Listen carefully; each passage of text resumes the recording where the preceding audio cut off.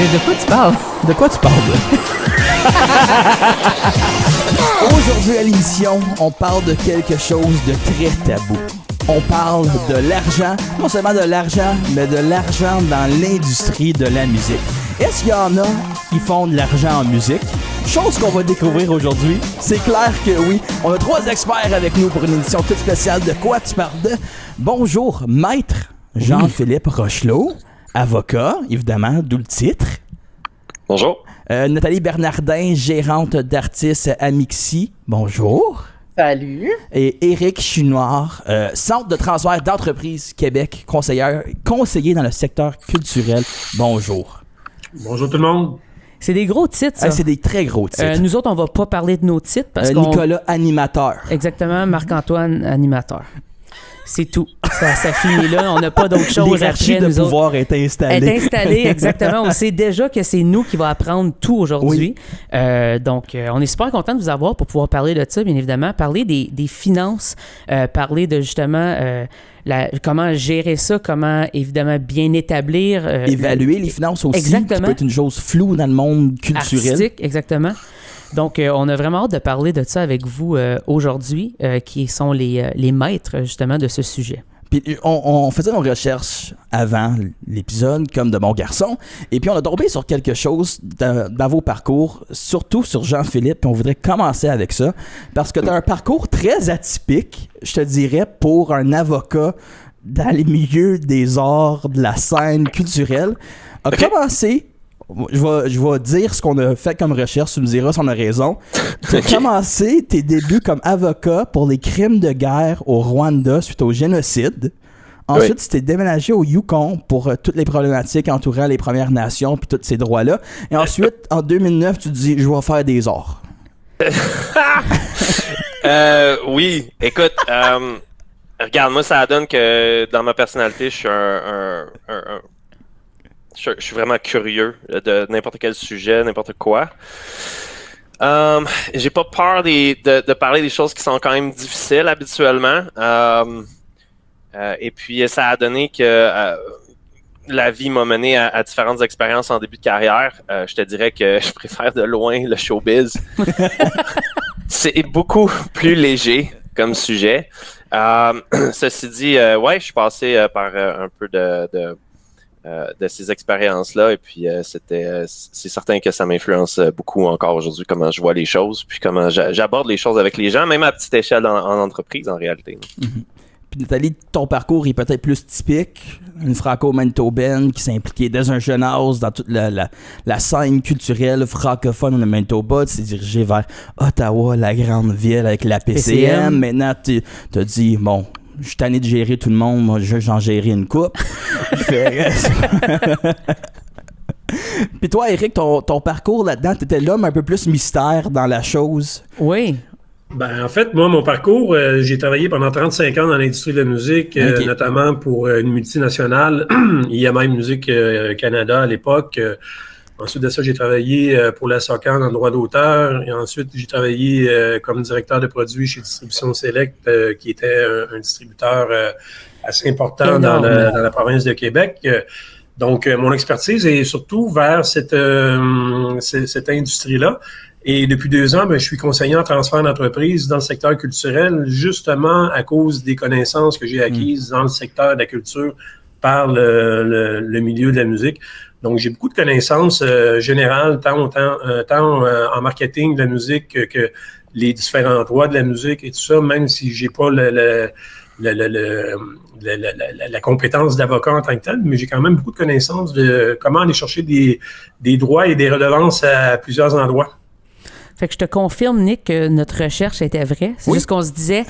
Me semble qu'il y a vraiment beaucoup d'affaires. C'est-tu le même Éric Chouinard? C'était ça notre question. C'est sur l'Internet, Éric Chouinard, tu sais, il y en a peut-être plus qu'un. Puis on se disait, il a fait tout ça. Donc, on confirme avec tout le monde que nos recherches Internet aujourd'hui sont vraies. Il a littéralement fait tout ça. C'est super intéressant. À ne pas confondre avec l'ancien joueur du Canadien de Montréal. Exact. Oui, je te dirais que c'est lui qui part. C'est la seule chose qu'il n'a pas faite. Exactement. C'est lui qui sort en premier, puis après ça, c'est vous. Fait que, c'est quand même pas cool. Il y en a un autre qui est un homme d'affaires dans le secteur Dans le secteur de la technologie ou quelque chose comme ça. Mais... on l'a pas vu. D'après moi, mes recherches sont souvent sur la musique, fait qu'ils m'ont plugué toi en premier. Moi, je pense dans qu'on l'algorithme. découvre juste que Eric se Google trop souvent. On a parlé un peu de marketing, justement, au niveau de la musique. Si on peut parler un peu de ça, puis comment qu'on est capable, justement, de justifier à quel point ça change vite et où investir dans la bonne place pour, justement, faire le marketing. Selon toi, Eric, et je pose la question à tout le monde, ça serait où la place numéro 1 en ce moment pour une entreprise, un artiste indépendant, peu importe la façon que vous voyez ça? Ben, il y a plusieurs choses à regarder. C'est évident qu'actuellement, les médias sociaux sont très, très, très importants. Évidemment, le streaming aussi est important. Je pense que avant toute chose, un artiste doit avoir une bonne définition de qu'est-ce qu'il est en tant que tel, d'avoir son persona marketing de bien établi pour être capable de se différencier de toute la masse, parce qu'on assiste à une vulgarisation en fait de la production musicale où est-ce que à peu près tout le monde maintenant peut enregistrer un album dans sa cuisine avec un bon ordinateur et un bon programme Pro Tool ou peu importe le Cakewalk ou etc. Donc, tu sais, il faut vraiment que la personne soit capable de se différencier des autres et d'être capable justement de joindre le bandwagon avec une identité et une authenticité qui est différente de celle des autres, à mon avis. Puis plus loin que ça, si je relance aussi sur le fait, Nathalie, tu peux peut-être parler à ça, tu gères des artistes de façon individuelle, fait que tu gères des individus qui sont des personnes puis sont aussi des artistes. Puis je pense que pour des artistes, ils ont souvent ce réflexe-là de savoir combien que je vaux moi. C'est dur qualifier de l'art de façon monétaire. Tu fais « Hey, ma toune est bonne, mais ça vaut comment? Mon show, il est bon, mais je sais que Beyoncé, il a charge tant. Puis après, Joe en bas de la rue qui gratte sa guitare au bord, lui, il charge tant. Moi, je suis où dans ce ce bassin-là? Ouais. Ben, moi, le mot, Eric, tu dis authenticité, puis moi, ça me parle beaucoup parce que je pense qu'avant tout, c'est des humains qui sont derrière tout ça. Puis la réputation de ces gens-là, je pense, pour moi, c'est où la valeur se calcule beaucoup plus. Je parle souvent aux artistes de equity. Tu sais, je dis, c'est comme, vous avez une maison, votre carrière, c'est votre maison, là, mais tu veux bâtir du equity. Tu veux avoir une valeur pour que ton cachet puisse augmenter de façon évolutive, puis cette valeur-là, elle repose pour moi pas que sur, mais elle repose beaucoup sur, parce que j'ai été diffuseur dans le début de ma carrière, donc l'achat du spectacle, le cachet que je verse, je dois la vendre en billetterie, tu sais, je dois la vendre en demande de sub si c'est un festival gratuit ou peu importe, mais il faut que je puisse rentabiliser mes affaires du côté du diffuseur. Donc si t'es pas du tout connu, t'as aucune réputation, t'as aucune présence sur les médias sociaux, tu vas ramener essentiellement 0 personne dans ma salle, c'est difficile de me demander un cachet de 10 000 c'est casser la baraque. Donc, pour moi, l'évolution là, ou la prise en valeur d'un artiste qu'on peut remarquer avec une évolution, mettons, d'un cachet, de dire, tu sais, tu as commencé avec un cachet de 500 $ quand t'étais petit kid, puis tu faisais des petits gigs dans ta communauté, tout ça, puis aujourd'hui, tu peux demander un cachet de 5 000, c'est parce que quand un diffuseur vient t'embaucher, il y a toute cette equity-là qui arrive dans sa salle, dans sa programmation, puis ça a une valeur parce que ça va lui permettre de vendre des billets, d'attirer du public, d'attirer des médias, d'attirer les yeux sur leur festival, leur programmation. C'est une question d'offre et de la demande. Hein. Donc, le travail de l'artiste, puis par la bande, celui du manager aussi, c'est d'aller augmenter la valeur que l'artiste a sur le marché en développant son marketing d'une façon telle qu'il va être capable de se démarquer le plus possible des autres. Et éventuellement, il va être capable d'aller chercher un meilleur cachet, des meilleurs contrats, etc. Puis il y a le défi aussi, je vois beaucoup des artistes qui sont high marketing, comme ils sont présents sur les médias sociaux, mais personne les voit en spectacle. Personne a développé cette habitude de les voir ou cette envie de les voir. Donc, quand tu les programmes, tu dis, oh my God, c'est des superstars, ils sont super connus. tu les mets dans ta programmation, personne vient parce qu'ils n'ont pas développé non plus un public. Ce côté-là, exact. C'est ça. Donc, moi, je tripe beaucoup en ce moment. J'ai un artiste qui a fait les deux. En fait, il était capable d'aller chercher beaucoup de vues sur YouTube, par exemple, avec sa musique. Mais le public qui suit cet artiste-là, de festival en festival, les diffuseurs m'appellent sur ce public est arrivé de où? Ben, on le développe, ça fait plusieurs années, là. Donc, les gens le suivent, les gens font les distances pour aller le voir. C'est impressionnant, mais... Ouais.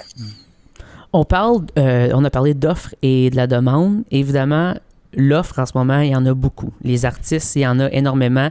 Il en pleut, genre. Il en pleut, exactement. Le bassin est juste énorme. La demande, elle descend d'année en année, dépendamment évidemment des festivals, de tout ça, des retombées économiques qu'on a. Évidemment, la COVID a fait mal à beaucoup de choses avec ça.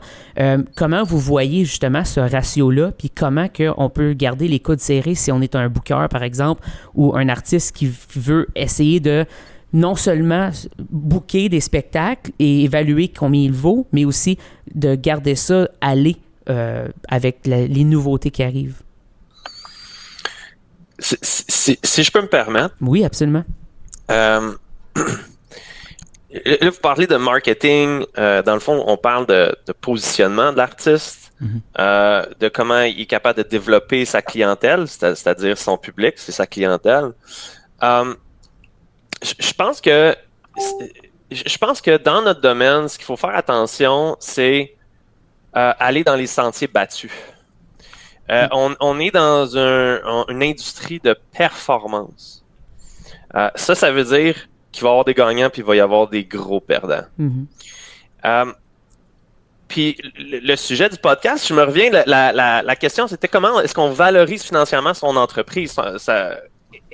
En bout de ligne, quand on se fait une entreprise, que ce soit en musique ou quoi que ce soit, on essaye de faire quelque chose que les autres sont pas déjà en train de faire. Si on se part un dépanneur sur un coin de rue, il y en a beaucoup des dépanneurs.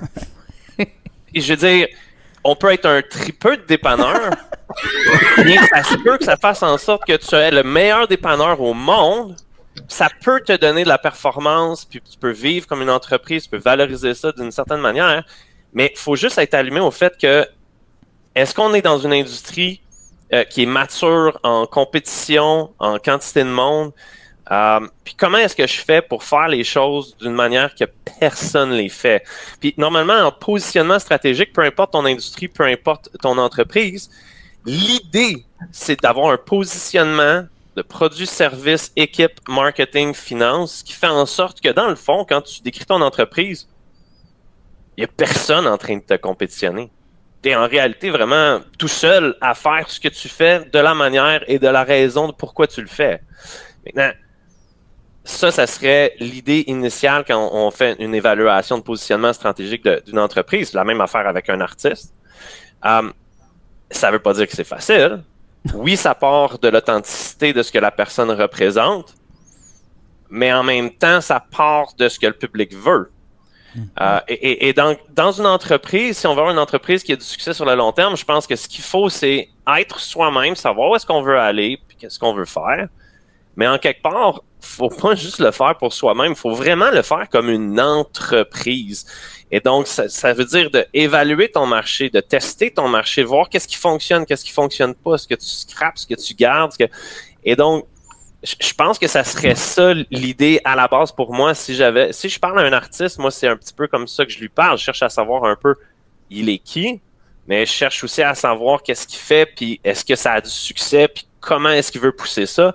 Puis tu essaies d'avoir une analyse qui va jusqu'à un point où est-ce que finalement, tu parles seulement à lui. C'est tellement précis, c'est tellement accroché à cette personne-là puis à ce qu'il est, à ce qu'il représente, que finalement, ton conseil est vraiment spécifique, puis la manière dont tu vas bâtir l'entreprise, c'est spécifique à cette personne-là. Parce que être avocat ou être un n'importe quoi, un conseiller, un booker, un ci, un ça, un artiste, ça revient à la même affaire. Il y a une grosse compétition aujourd'hui, là.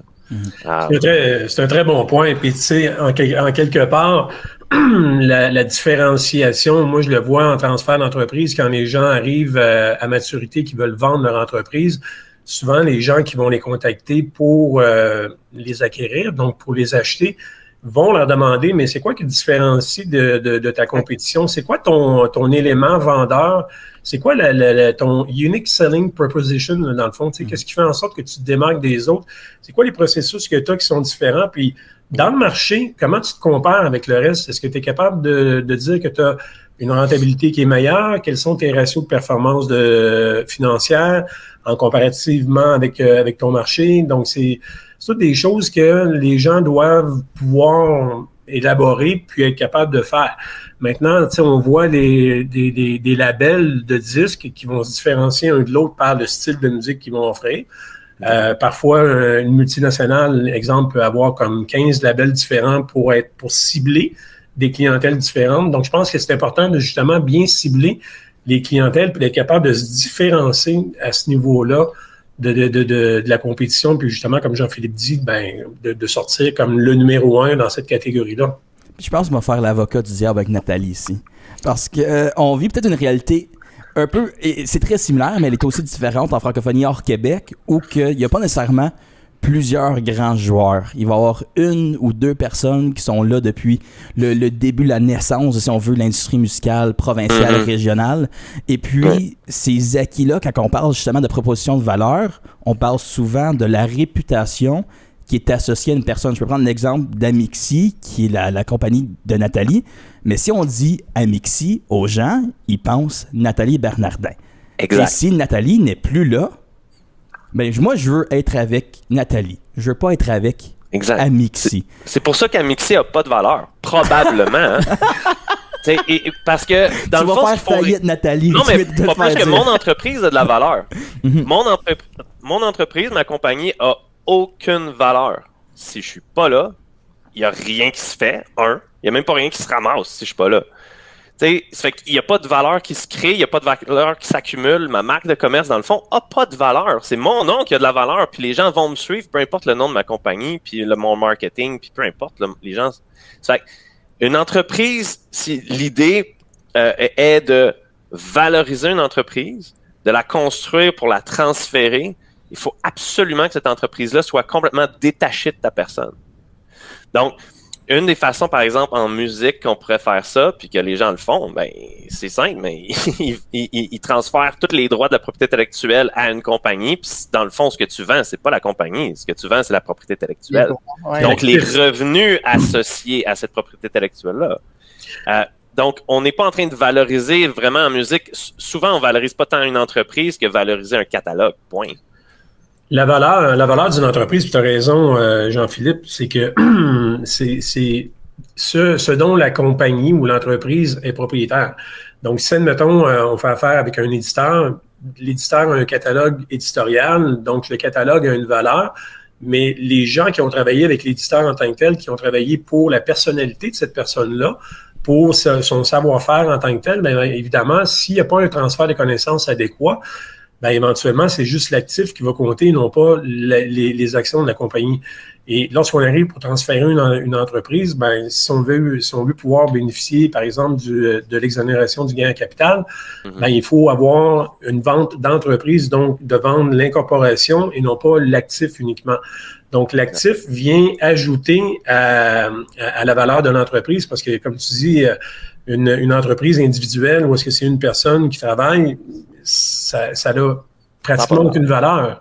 Parce que, je veux dire, à moins que tu me transfères ton Rolodex de contacts puis que ces mêmes contacts-là restent avec moi, même encore, est-ce que ça va être des contrats à long terme qu'on va pouvoir transférer, puis est-ce qu'ils sont transférables? Ben, c'est pas ça une entreprise non plus. Tu peux bâtir une liste de contacts, mais ces contacts-là, s'ils ont de la valeur, ils veulent pas être transigés dans une liste de personnes. Là, ça se fait pas de façon transactionnelle. Moi, je l'ai vécu à un moment donné, je pense dans l'année 2 de mon entreprise, où je côtoyais une jeune fille qui voulait se lancer en booking, avec qui j'avais des relations quand même très proches, puis on a réussi à aller chercher, tu sais, moi, elle m'a donné 1 an de son temps, pratiquement gratuit, puis moi, c'est ça, j'ai vraiment, en échange, j'ai donné mon Rolodex, là, so to speak, mais pas juste voici mes contacts, parce qu'on est d'accord que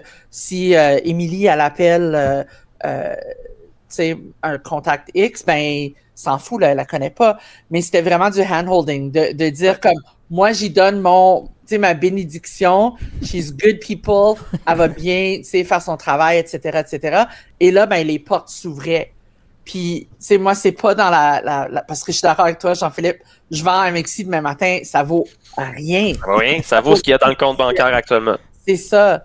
Et mon entreprise, elle prend sa valeur pendant son existence, là, pendant que je suis en train de usher in une nouvelle personne, là, quelqu'un qui... Surtout en francophonie canadienne, c'est tellement des petits milieux, les gens se connaissent, puis c'est la même chose au Québec, là, mais ça bouge d'une entreprise à l'autre ou ça bouge d'un organisme à l'autre. Donc, la réputation, moi, ça a été le cas aussi. J'ai commencé en diffusion, je suis venu à la PCM, puis après, j'ai démarré mon entreprise. Donc, c'est pas vrai, là, ça fait pas 4 ans que je travaille sur Amexi, ça fait genre 24 ans que je travaille sur Amexi, so to speak, là. So, ouais. Si tu veux que ton entreprise, admettons, si tu voulais vendre Amexi, t'es une entreprise de service, toi, t'as pas nécessairement d'acquisition, je pense, de propriété intellectuelle, t'acquiers pas, puis t'as pas des droits à long terme sur des placements. Ça fait que t'es vraiment une entreprise de service qui doit rouler. Comme, mettons, un artiste qui ferait juste du spectacle live payé cachet, mettons. Il ferait juste ça. Ça fait que c'est similaire à ça un petit peu. Ça se vend pas vraiment, tu sais. Faudrait que, si toi, dans ton cas spécifique, faudrait que tu engages des gens qui puissent te remplacer entièrement, puis que tu mettes en place des processus d'entreprise qui font en sorte que l'entreprise roule essentiellement tout seul quand tu n'es pas là. Ça t'amène à une entreprise facilement... Avant vraiment que tu puisses enlever les mains du volant, c'est facile au moins 10 employés, là, selon moi. Puis c'est plus vers, je te dirais, la moyenne entreprise dans le coin, tu sais, du quelques dizaines d'employés, si on peut dire, habituellement. Ben, il faut se rendre à peu près là. Puis même à la moyenne entreprise, c'est encore pas si facile que ça. Il y a du monde qui disent que c'est à peu près à 50 employés que tu es vraiment capable de juste vendre puis t'en aller. Chiffre de pouce que j'ai entendu, là, je le back pas nécessairement, mais l'image est que si tu as 1, 2, 3, 4, 5 employés, tu es encore vraiment loin d'être capable de vendre une entreprise habituellement. Puisqu'on parle du secteur de la musique, moi, je mettrais un petit bémol ici. non, je te comprends. Puis c'est que c'est très fondé sur le catalogue. C'est ça, c'est que ça dépend ça dépend de la réputation de l'entreprise. Puis souvent, dans une entreprise de plus ou moins petite taille, le propriétaire ou la propriétaire peut avoir une importance qui est à 90%. Mais il peut y avoir peut-être certains employés clés qui peuvent être des monuments à l'intérieur de l'entreprise qui donnent une valeur. Mais encore là, c'est qu'on donne une valeur à des personnes qui, si elles meurent demain matin, ou si elles décident de lâcher l'industrie, ou si elles décident de prendre sa retraite, on n'a plus cette valeur-là. Donc, c'est là l'importance de pouvoir avoir un catalogue. Puis c'est pour ça qu'on voit souvent les entreprises du secteur musical ou du secteur dans les arts qui vont essayer de faire une offre qui est un peu plus 360 degrés. Donc, ils vont donner des conseils de management, ils vont donner des conseils de booker, ils vont donner des conseils éditoriaux, ils vont avoir une maison de disques on the side. Donc, une entreprise qui est capable de varier ses sources de revenus en tant que telle, ben là, il va y avoir une valeur qui va être augmentée et qui va être dissociée de son propriétaire en termes, si on veut, en termes physiques, là, dans la mesure où l'entreprise... c'est le propriétaire. Donc, si on retire le propriétaire de l'équation, on n'a comme plus rien. À ce moment-là, comme Jean-Philippe dit, la valeur de l'entreprise, c'est qu'est-ce qu'il y a des comptes bancaires actuellement. Là, et dans notre cas, la propriété intellectuelle. Fait que ce qui va rester pour un artiste, s'il bâtit autre chose qu'un... S'il bâtit un catalogue, c'est parfait. Tu mets en valeur le catalogue, peu importe qu'est-ce qu'il y aurait comme structure d'entreprise ou comme telle. Mais si tu es une entreprise de service, booking, un festival, tu sais, tu penses à Juste pour rire, tu penses au Festival des films du monde de Montréal. Il y a vraiment moyen de scraper la valeur d'une entreprise si tu fais pas les choses correctement, tu sais. Puis après ça, tu peux penser à, mettons, Bob Dylan qui vend pas son entreprise, vend son catalogue pour... C'est en haut d'1 milliard, je me souviens plus du chiffre, là, mais c'était dans les 7... C'est beaucoup de chiffres.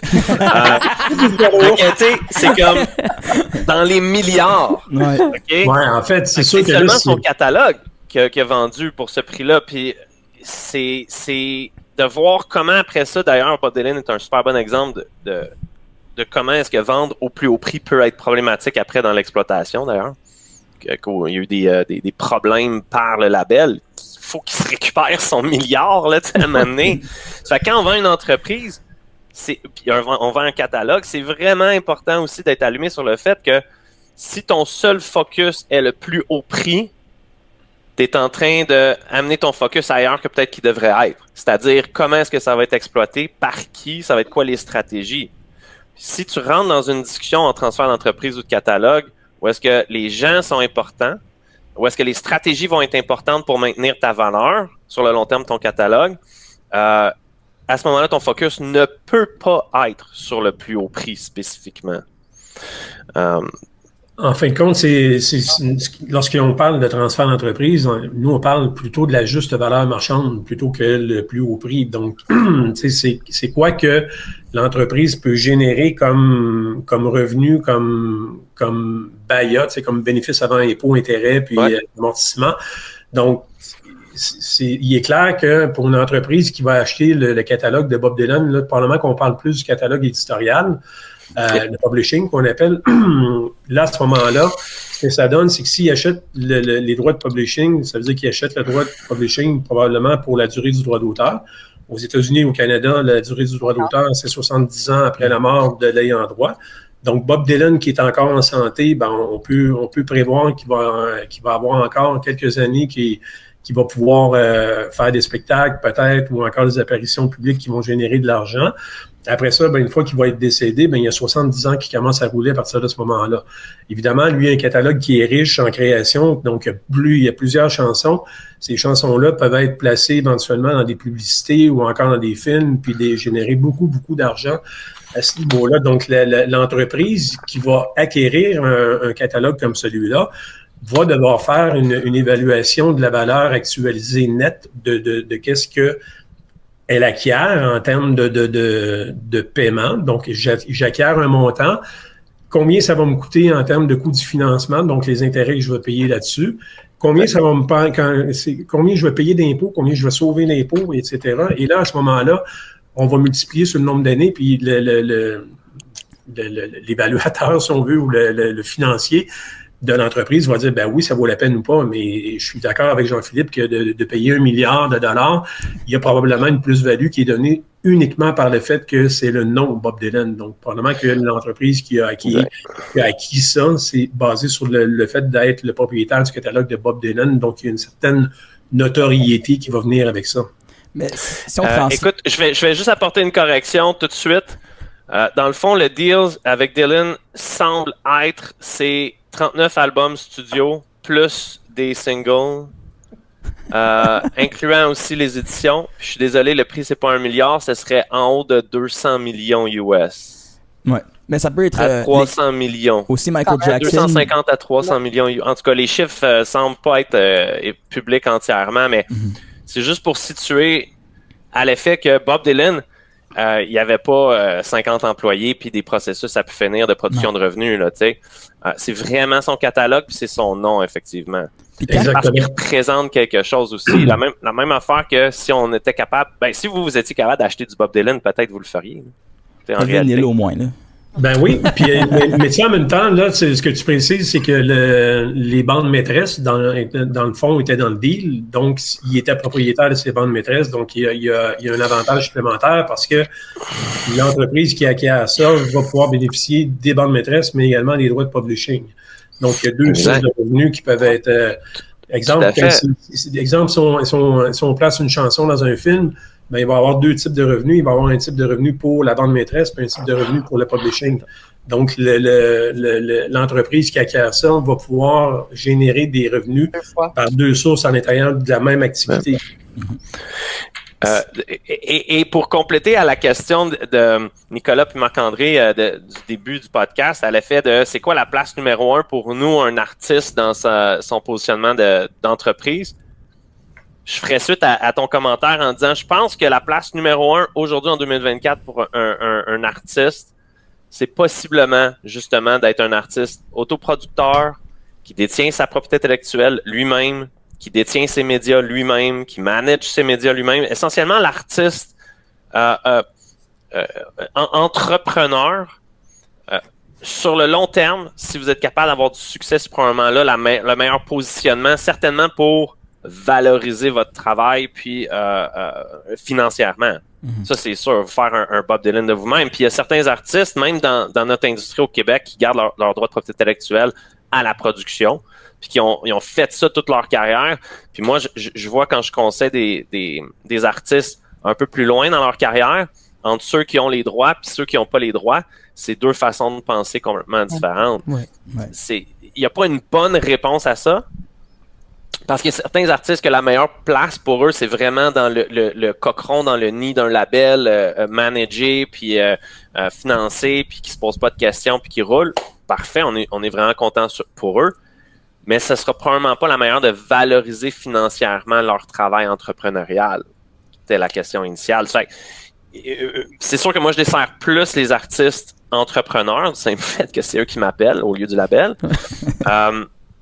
Mais aujourd'hui, c'est au plan technologique, puis au plan de la diffusion, essentiellement, c'est de la diffusion numérique à la grandeur, puis le fait de maintenir des infolettres puis des listes clients directement qui te permettent de géolocaliser, par exemple, tes clients. Et c'est là la stratégie d'affaires. Puis de maintenir tout ça dans tes mains, si tu es capable de manager ça, pour moi, c'est clairement la place numéro 1 pour la majorité, mais c'est mon avis personnel. J'apportais par exemple une précision, c'est que l'autoproduction est effectivement une super belle avenue parce que ça permet de garder la propriété intellectuelle au créateur, donc l'artiste lui-même. Par contre, l'erreur que certaines personnes font, c'est de dire, moi, je vais être en autoproduction, mais je vais tout faire moi-même. Puis là, dans ce moment-là, ça veut dire que à partir du moment que tu vas tout faire toi-même, tu vas aussi avoir des tâches administratives que tu voudrais peut-être pas avoir. Comme par exemple, tu écris ta chanson, tu vas déposer ta chanson à la SOCAN, c'est toi qui vas être obligé de le faire. Donc, si tu avais un éditeur, ce serait son travail de le faire. Après ça, si tu es en autoproduction, tu as produit ta bande maîtresse, tu es le propriétaire de ta bande maîtresse, il n'y a rien qui t'empêche d'aller avoir une licence avec un label qui, lui, va pouvoir exploiter cette bande maîtresse-là d'une façon plus commerciale que qu'est-ce que toi, tu serais capable de faire. Donc, c'est d'avoir la bonne équipe alentour, puis pouvoir se constituer un patrimoine de droit en tant que tel, pour être capable éventuellement d'avoir une valeur d'échange, puis de dire, gars, je te vends ceci ou cela parce que c'est moi qui en ai le propriétaire. Et on a vu par le passé, puis Prince en est un bon exemple, parce que Prince voulait racheter ses bandes maîtresses à un certain moment, à cause que, semble-t-il, qu'il les avait produites, mais il avait comme cédé ses droits sans trop savoir, contractuellement au label. Puis là, après, il y a eu une guerre juridique qui a commencé par rapport à ça. Mais l'idée, c'est qu'il n'était pas propriétaire de ses bandes maîtresses, même si c'est lui, à la base, qui avait financé les projets, parce que le contrat était mal... il avait été signé pas en sa faveur. Donc, c'est important d'être bien entouré, spécialement d'un bon juriste. Puis, c'est d'être capable de faire bien vérifier les contrats par les personnes, puis de s'assurer que ce qu'on signe, c'est réellement ce qu'on signe, là. Puis je pense que justement, on parle de cette approche peut-être plus collaborative là, quand on parle de comme se mélanger entre artistes et entrepreneurs. Puis je pense que c'est quelque chose qu'on fait beaucoup dans notre industrie francophone hors Québec. Ouais, j'allais dire, c'est peut-être d'où est venue la popularité de mon business model, là, d'être au service, justement, parce qu'en francophonie, on sait, là, il n'y a pas d'éditeur, il n'y a pas de label, où il y en a très, très peu. Donc,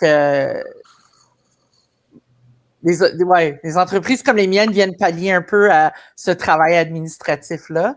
Mais c'est vrai que à la fin de la journée, par rapport à la valeur de mon entreprise, je retiens zéro ça reste que l'artiste appartient à ses bandes maîtresses, que l'artiste appartient tous ses droits d'auteur. Donc, moi, j'ai pas de point là-dedans qui reste avec mon entreprise. Par contre, pour rester en vie comme entreprise, je m'assure de minimiser le risque que je suis en train de prendre parce que c'est pas des Bob Dylan, c'est pas des des Prince, là. On souhaiterait en avoir, mais on n'est pas rendu là. Donc, la capacité de rentabiliser ça sur un délai raisonnable de 10-20 ans, c'est comme impossible. Donc, mais je le vois maintenant, même au Québec, là, le modèle à la carte, de dire, OK, je viens pallier avec du conseil, avec la stratégie, avec l'admin, avec autant diversifier là, qu'on peut nos revenus. Même au Québec, on commence à faire ça justement parce que je pense, tu dis là, il y a de plus en plus ces artistes entrepreneurs-là qui essaient de garder la main mise sur leur ou garder un meilleur contrôle. Puis je sais pas, tu sais, l'échelle, je pense que ça a été beaucoup des deals de label, tout ça pendant plusieurs années. Puis là, on dirait la pendule elle revient. Je sais pas si elle va retomber à un moment donné, là, mais on dirait vraiment cette tendance, surtout après la pandémie. Là. Moi, je pense pas que ça va vraiment revenir dans le sens où il faudrait que l'industrie s'effondre. Actuellement, la réalité, on vit un âge d'or où notre industrie peut faire vivre des gens. Écoute, si on se place dans les années 50, 60, la raison pourquoi le système a été mis en place de subventions puis tout ça comme à l'échelle du monde essentiellement, sauf aux States, c'est parce que c'est des industries qui font pas vivre personne à la base. C'est des industries embryonnaires qu'il fallait les accompagner, il fallait les financer, il fallait faire attention avec eux, faut mettre un peu de bois dans le feu. Aujourd'hui, moi, il y a des artistes qui m'appellent, des jeunes, ils me parlent même pas de subvention. C'est moi qui leur pose la question. Est-ce que vous avez pensé à ça un peu? Ah non, nous on fait de la musique, on exploite. Et comme, OK, c'est vraiment le fun. Tu sais, félicitations pour vous. Ça vous donne de la liberté. Vous pouvez faire ce que vous voulez. Si vous n'allez pas chercher de subvention, vous êtes à ce moment-là vraiment libre et en compétition dans l'industrie du showbiz mondial. C'est incroyable qu'on soit rendu là. C'est pas facile. C'est pas facile de percer. Il y a beaucoup de compétition. Mais en bout de ligne, au moins, c'est rendu possible. À une certaine époque, c'était même pas une question. Ça fait que c'est qui avait les subventions? Les labels établis, les quelques personnes qui avaient commencé ça au départ, puis qui avaient tout le pouvoir politique, essentiellement. Ils faisaient des ententes avec les artistes qui étaient, au point de vue d'aujourd'hui, absolument inacceptables. Puis les mauvaises pratiques de l'industrie ont forcé la main aux artistes d'aller travailleurs autonomes, puis d'aller se bâtir, puis développer les compétences, puis faire les choses, parce que essentiellement les gros labels étaient plus capables de le faire de manière efficace. C'était juste des machines à argent. Fait que, tu sais, moi, quand j'ai commencé dans les années 2000, je voyais encore des contrats des années 80-90 arriver plus souvent. Puis les modalités, là, c'est si le band au complet était capable de faire en haut de 75 cents sur un album vendu, c'est comme grosse félicitation. Assisté par le band après récupération d'absolument toutes les dépenses de production, marketing, après ça avec les gratuités, après ça avec un 10% de au cas où est-ce qu'il y a des albums qui brisent dans le transport avec finalement. Tu regarde, c'est simple. Si tu t'en vas voir les vidéos de... C'est quoi le band américain? La gang de filles de la fin des années 90 qui ont eu du succès incroyable. Trois filles noires ensemble aux États-Unis. TLC, c'est ça? Ouais. Waterfalls, ouais. Je pense je crois que c'est eux. Ils font carrément à un award show. Carrément, en recevant leur award, ils viennent dire ben c'est le fun, mais on n'a encore pas eu une scène, tu sais, puis ça fait des années. Ça fait c'était ça les années 90, c'était ça les années 80. C'était le label qui possédait tout, puis qui contrôlait les artistes jusqu'à un point où est-ce que ça a donné lieu à l'industrie, l'explosion aujourd'hui des artistes qui disent non. Ça va être moi le label, ça va être moi l'éditeur, ça va être mes processus, c'est moi qui décide qu'est-ce que je fais, comment je le fais, où est-ce que je le fais. Puis dans le fond, c'est magnifique, tu sais. Mais en même temps, moi, je reviens au fait d'être bien conseillé au niveau juridique, tu sais, puis dans les années 80, puis les années 90, puis même maintenant, il y a encore plusieurs artistes qui sont pas nécessairement conseillés par un avocat qui est spécialisé comme toi dans le secteur du divertissement. Puis tu sais, plusieurs personnes sont tellement intéressées de travailler avec un gros label ou encore avec une multinationale qui sont obnubilés par le fait que hey, c'est comme si je signe au bas du contrat et je deviens instantanément millionnaire. Exact. C'est pas ça, là, tu sais, je veux dire, il faut être conscient de si tu mets ta signature au bas d'un contrat, ben tu as des obligations à respecter.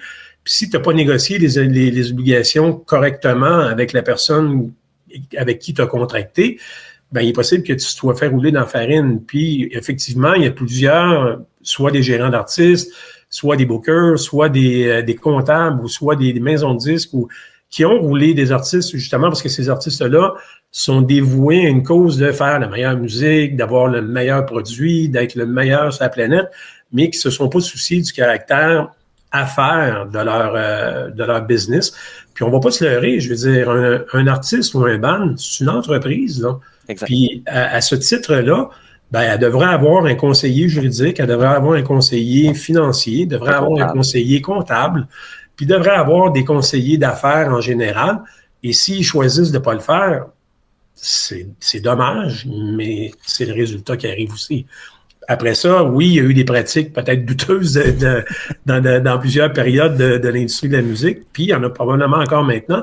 Mais je pense que de plus en plus, les jeunes doivent s'entourer d'une équipe qui va pouvoir les conseiller correctement, puis qui va pouvoir leur dire, bien, ce deal-là, il vaut la peine d'être fait parce que ceci ou cela, ou encore, ce deal-là, à mon avis, il vaut pas la peine d'être fait parce que tu es en train de donner tes droits de propriété intellectuelle, tu es en train de donner ton droit de suite sur ton œuvre. Tu sais, j'ai une réticence, là. Donc, je pense que l'important, c'est de pouvoir être bien accompagné dans tout le processus, puis de pouvoir se constituer un patrimoine qui va perpétuer dans le temps. C'est vraiment intéressant d'entendre parler de tout ça. Ma dernière question, juste peut-être pour vous, ça serait évidemment d'être bien entouré. C'est la chose la plus importante. Comment est-ce qu'un artiste ou quelqu'un une entreprise qui commence ou qui était au milieu de son chemin de carrière, développement exactement, fait pour justement prendre les fonds et se rendre là si le revenu n'est pas nécessairement là encore? Comment on prend cette étape-là financière pour s'aider justement avec des gens... Casser le glass ceiling. Exactement, c'est ça. C'est quoi votre... Qu'est-ce que vous pourriez nous suggérer? C'est quoi? Ouais, on veut la recette. Comment qu'on fait le cash? Ricardo de ça? La recette miracle, c'est d'être dans le Allo Police au bon moment. Tu peux pas avoir de recette miracle, t'es en showbiz. C'est comme en politique. C'est deux domaines très similaires. Tu peux avoir une recette, tu peux avoir une direction, tu peux être toi-même, tu peux gauler.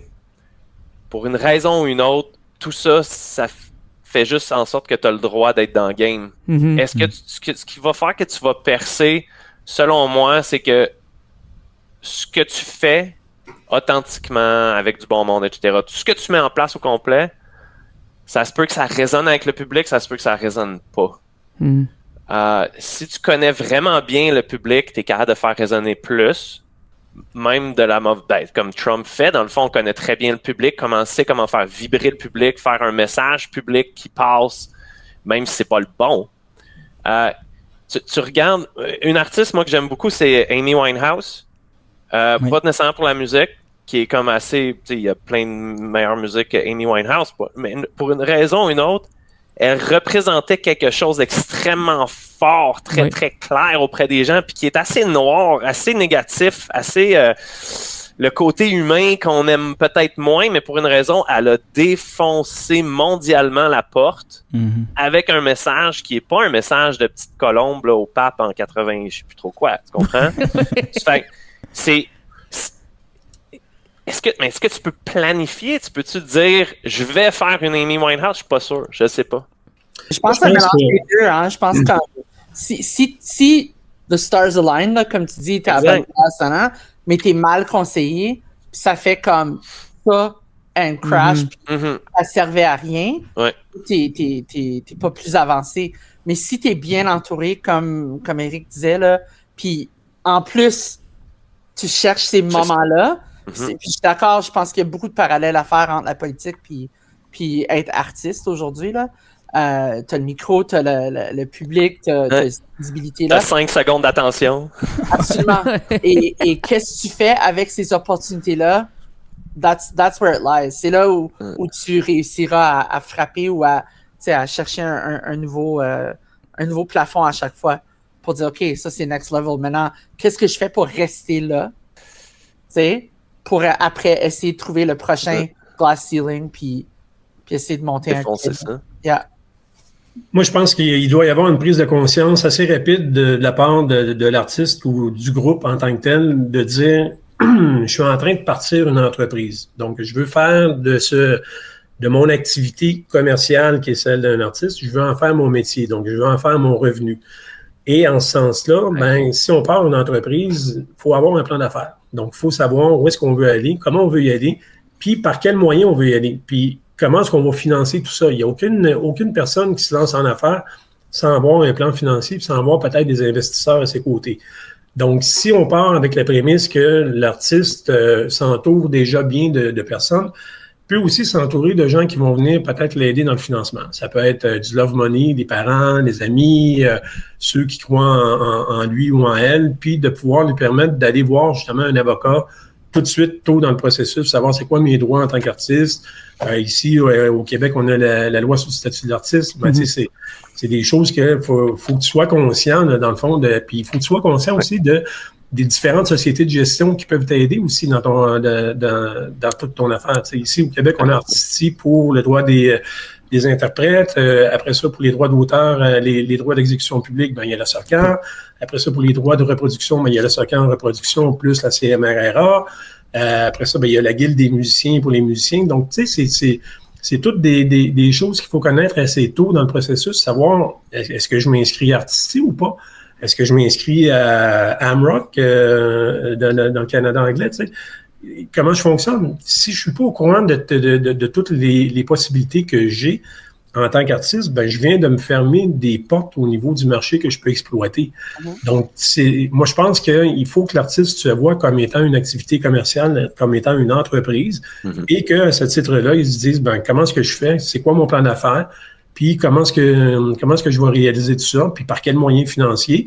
Puis s'il faut que j'aille chercher des moyens financiers, ben comment je vais faire? Est-ce que je peux aller chercher un prêt? Est-ce que si oui ou non? Et si je peux pas, ben est-ce que je peux y aller par l'entremise d'avoir une caution, peut-être d'avoir mon père, ma mère qui va venir cautionner mon prêt de 5, 10, 15 000, tu sais, puis de pouvoir me lancer. Si je lance une affaire commerciale sans avoir aucun moyen, les chances sont qu'au bout de 6 mois, je vais avoir épuisé toutes les finances, puis je vais être obligé de mettre la pancarte devant le commerce. Donc, ça prend un plan financier. Clairement, ça prend un plan d'affaires. Je nuancerais par le fait que je pense qu'il y a aussi plusieurs entrepreneurs qui sont du type à se lancer avant d'avoir fait un plan, qui sont plus à l'aise avec le risque puis le fait d'être dans l'action. Oui. Il y a des gens qui sont comme ça, puis c'est comme ça qu'ils font la business.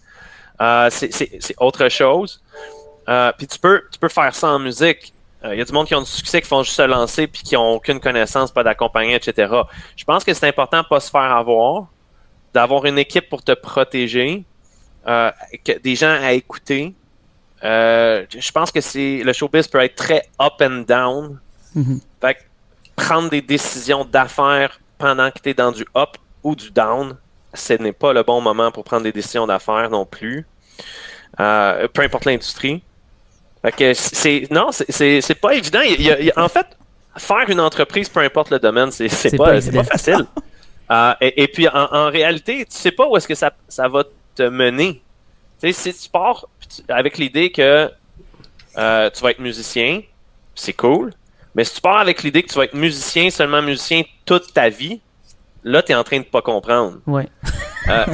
Absolument.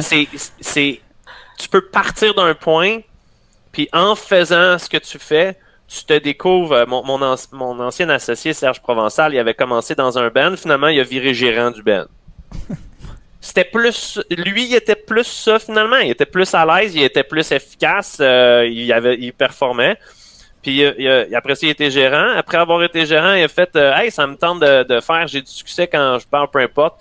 Tu sais, il a fait d'autres choses. Fait que de savoir que l'industrie est très large, puis qu'il y a beaucoup de monde qui travaille à plein d'affaires dans cette industrie-là, une porte d'entrée peut être de faire du spectacle, écrire, composer, faire du band, c'est parfait. Mais je pense pas qu'il faut se limiter dans sa tête à dire ça va être ça qui va me donner mon plus grand succès.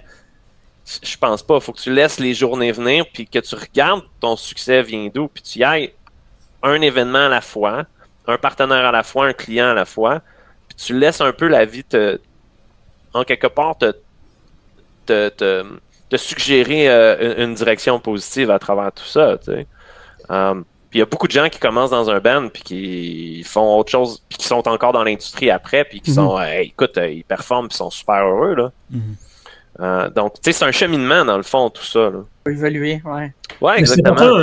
C'est important de savoir dans quel environnement on œuvre aussi, parce que, tu sais, l'artiste ou le musicien, ce qu'il veut à la fin de la journée, c'est faire de la créativité. C'est d'être un musicien, c'est de composer des chansons, c'est exécuter en spectacle et tout ça. Mais à la fin de la journée, tu as dit un mot super intéressant, Jean-Philippe, c'est le showbiz. Showbiz, c'est constitué de deux mots, show et business.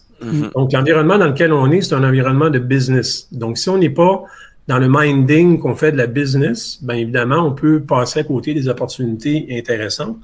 Puis, c'est de là que je dis que c'est encore super important d'avoir un plan d'affaires puis d'être bien accompagné. Puis oui, il y a plusieurs artistes qui bénéficient du facteur chance. À un moment donné, ils sont au bon endroit, au bon moment, avec la bonne chanson, dans le bon contexte politique, social ou économique ou peu importe, puis ils arrivent à avoir un succès. Mais, tu sais, si on fait un road trip puis on dit on s'en va tous en Californie, puis que moi je pars avec un plan puis que je prends le chemin le plus court, ben je vais arriver avant vous autres en Californie. Puis à ce moment-là, je vais avoir le temps de faire plus d'affaires une fois que je vais être rendu là-bas. Par contre, vous allez peut-être avoir fait un gros tour de l'Amérique au complet, vous allez avoir tout vu de qu'est-ce qu'il y a à voir de l'Amérique, puis vous allez arriver en Californie aussi. On n'aurait pas vu la même affaire. On va avoir un scrapbook en plus. Ouais. Une coupe de portraits de plus. Puis ça va avoir coûté plus cher. Fait que moi, je vais avoir plus pour mon argent, puis je vais avoir le temps de faire plus que ce que je voulais une fois rendu là-bas. Donc, je pense que c'est là que c'est important d'avoir un plan qui est bien constitué. Pas nécessairement élaboré là, comme un universitaire ou quoi que ce soit, mais au moins d'avoir une marche à suivre de où est-ce que je veux être dans 1 an, où est-ce que je veux être dans 3 ans, où est-ce que je veux être dans 5 ans, puis comment est-ce que je vais faire pour y arriver, puis c'est quoi les méthodes que je vais faire pour y arriver. Puis à ce moment-là, tu sais, déjà, tu vas pouvoir visualiser où est-ce que tu t'en vas. Puis, tu parlais de Serge Provençal, c'est l'avocat? Oui, ben l'ancien avocat, là. Je pense qu'il est co-auteur avec Daniel Lafrance de super bon livre en passant. L'édition musicale, ouais. Que je conseille à tout le monde, d'ailleurs. C'est très bien écrit. Ouais. Je lui passerai les bons mots. Bel ouvrage. Je le lis, puis ça fait 5-6 fois que je le lis. Ouais, puis Daniel Lafrance aussi, c'est quelqu'un de grande qualité aussi, certainement. Daniel Lafrance, une sommité dans l'édition musicale au Québec. Hey, c'est un peu ça, tu sais. Je pense qu'il faut développer ses connaissances. Je ne sais pas si on est en train de répondre à vos questions au juste, là, ou Absolument. satisfaire vos espérances. Exact, mais je pense que c'est ça, si on récapitule. Il manque juste la recette. Oui, c'est la seule affaire qui manque, je te dis. On a les ingrédients, il faut juste la marche à suivre, c'est ça. Mais c'est de, évidemment, bien s'entourer, connaître ses forces. Après ça, d'être heureux dans ce qu'on fait, je crois, parce que on a besoin d'être bien, parce que ça va être quelque chose qui peut être difficile, qui peut être long, mais on peut peut-être y arriver.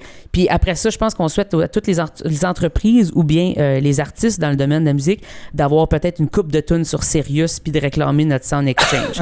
Autre que ça, on connaît la recette de ça. Ouais. Si je peux me permettre, je dirais pas que tu as besoin d'être bien. En fait, il y a peut-être un argument à faire même que ta musique va être meilleure si tu es profondément dans pas ton bien-être. Oui, absolument. Ce que tu veux c'est aller raisonner avec l'état de gens. Puis les gens, en moyenne, sur une base continue, sont pas bien ou heureux. Tu vas leur donner du bien-être puis du bonheur en faisant une tune upbeat puis joyeuse puis happy, tu sais, parce que c'est ça qu'ils recherchent à ce moment-là, parce que c'est pas ça leur état. Et puis tu vas faire des tunes qui sont autres, qui sont plus dark. Tu sais, le heavy metal, moi, j'ai grandi dans les années 80. La musique dans les années 80 puis les artistes, c'était incroyable, pareil. Il n'y avait pas besoin d'être gentil, fin, politically correct.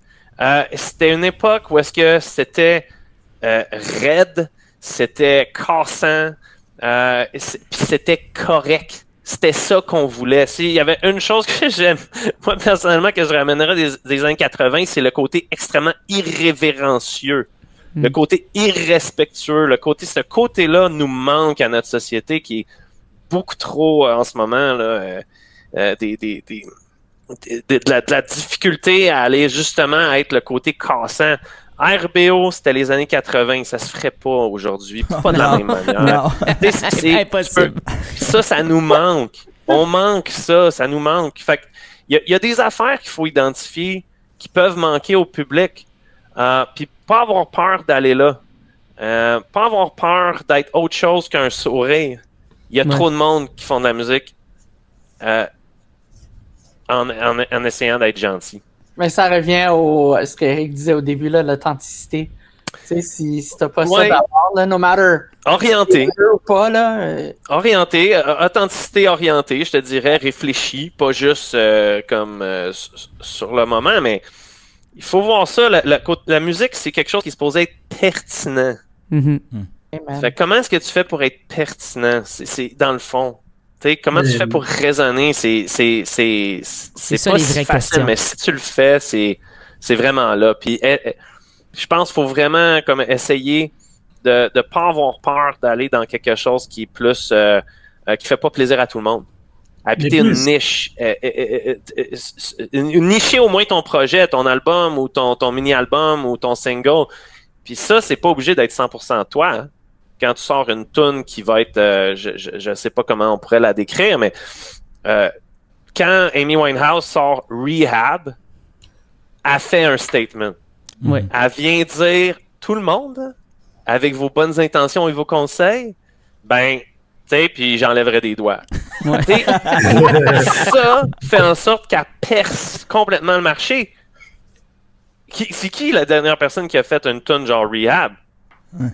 Tout le monde est comme juste occupé à faire quelque chose qui est consensuel.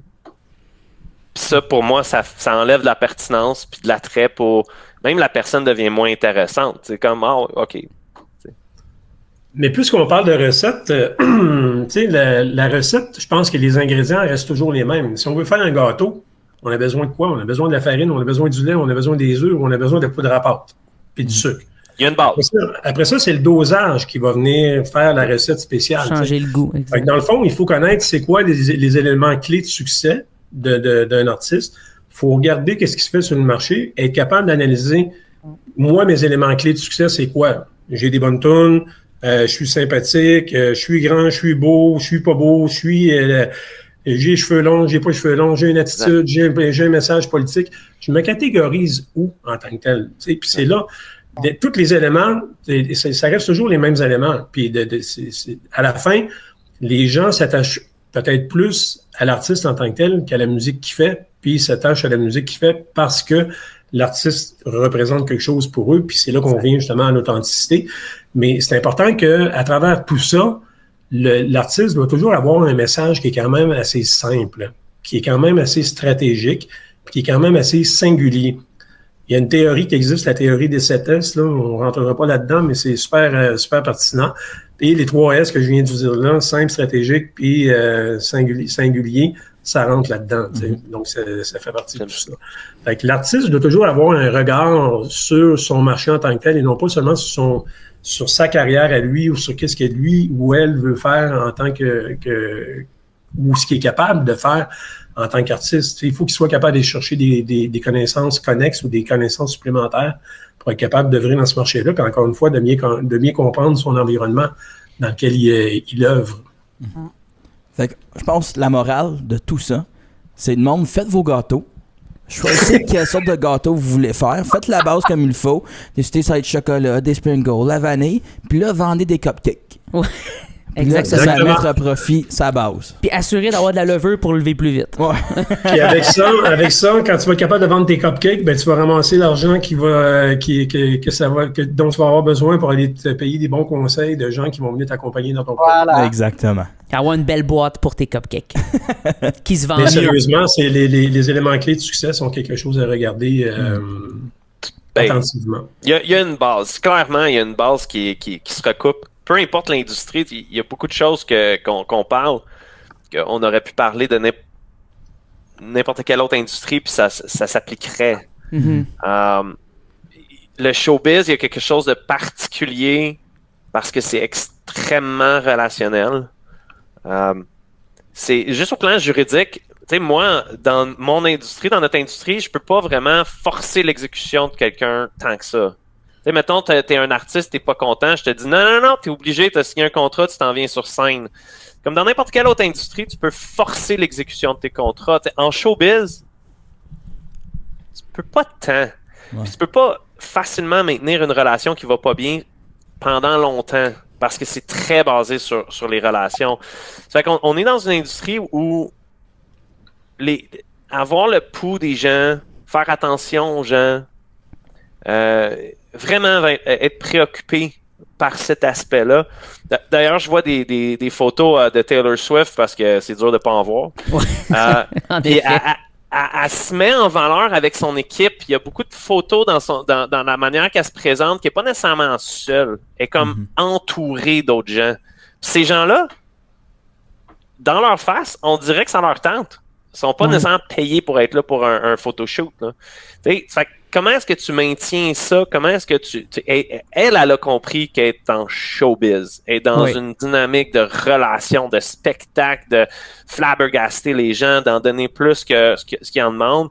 Puis après ça, elle est probablement dans un coin ultra tranquille se retrouver parce qu'elle s'est tellement débalancée. Mm-hmm. Comme Jean Leloup, qui fait un spectacle devant en centaines de milliers de personnes. Le lendemain matin, il ne faut pas penser qu'il est en train d'être énervé. Là. Non. Il est en train de se recalibrer, puis probablement, je ne sais pas, mais probablement vraiment tranquille avec un livre dans son coin. Tu le vois marcher quelques heures avant, en il long était à trench l'autre coat. extrême de sa personnalité. T'sais. Fait que c'est de jouer avec ça, c'est pertinent si tu veux en donner plein la vue. Là. Mais dans le cas de Jean, le marketing qui a mis de l'avant, c'est que les gens pensent que le lendemain matin, il est en train de dégriser. Mais à une époque, je te le concède, à cause que publiquement, il est sorti pour parler de certains problèmes qu'il avait vécu, puis tout ça, tu sais, aujourd'hui, moi, je te dirais que c'est pas ça.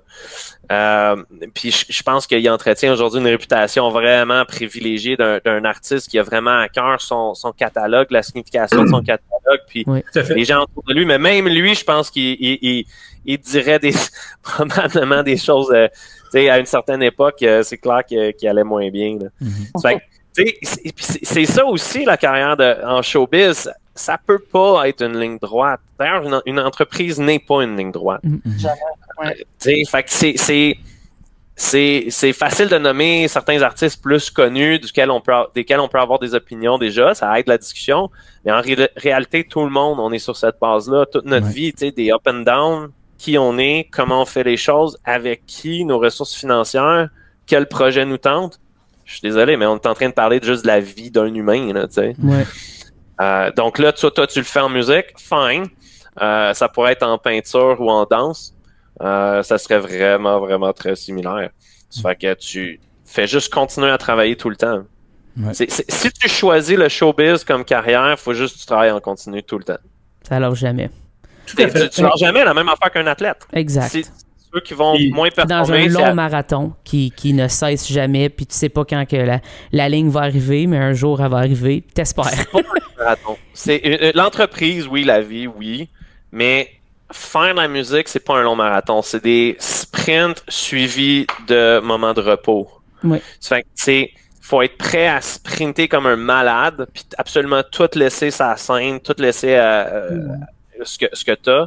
Puis après ça, comprendre qu'il faut absolument que tu ailles te rebalancer puis te reprendre soin de toi autrement de manière positive, de la bonne manière. C'est de faire un Ironman puis de dormir pour 6 mois. Oui. Même dans le monde des affaires en général, les gens, à un moment donné, ils s'oublient. On voit souvent des entrepreneurs qui oublient de prendre des vacances à cause qu'ils travaillent sur leur entreprise. Ils viennent à avoir des problèmes familiaux. Il y en a qui tombent dans l'alcoolisme, dans les drogues ou peu importe. Puis c'est la même chose dans le show business. Je veux dire, c'est pas tout le monde qui a des problèmes de consommation dans le show business. Puis c'est pas tout le monde qui a des problèmes comme Amy Winehouse avec une noirceur qui l'entourait. Ouais. Mais en même temps, ça faisait partie un peu de son marketing. Puis tu sais, comme on parlait tantôt de se positionner, tu sais, les 2 premiers groupes connus dans le monde du rock, ça a été les Beatles et les Rolling Stones. Mm-hmm. Les Beatles étaient les jeunes garçons de bonne famille, c'était l'image qu'ils projetaient. Les Rolling Stones, quand ils sont arrivés sur le marché, eux qui étaient des bons garçons de famille à l'époque, avec des familles bien nantis, tout ça, eux autres, ils ont décidé d'aller dans le marketing exactement contraire, de devenir des bad boys. Donc, finalement, il y avait une polarité qui s'est installée à l'effet que, et c'est là l'espèce de guerre de est-ce que je suis plus un Beatle qu'un Rolling Stone, tu sais, parce qu'il y a eu cette polarité-là qui s'est installée. Encore une fois, c'est important de bien connaître là où on veut aller, l'environnement dans lequel on est, puis de s'entourer des bonnes personnes pour y arriver, puis de toujours garder, comme Jean-Philippe dit, le fait de rester sain dans tout ça. Là, tu sais. Merci pour cette super entretien. C'est incroyable. Jean-Philippe, Nathalie, Éric. C'est vraiment, j'ai l'impression qu'on a démystifié beaucoup de choses. Est-ce qu'on a réglé le tout? Non. Est-ce qu'on pouvait régler le tout? Non plus. Mais je pense qu'on a donné des bonnes pistes aux gens pour faire peut-être que je suis sur la bonne voie ou peut-être que je devrais me situer vers un peu plus cette optique-là. Puis je pense que ça va faire évidemment jaser davantage notre discussion. Donc, on vous remercie beaucoup. Puis peut-être à une prochaine fois justement avec tout ça. Merci de l'invitation. C'était bien plaisant avec vous, tout le monde. Merci de l'invitation. Merci beaucoup. Bonne journée à toutes et à tous.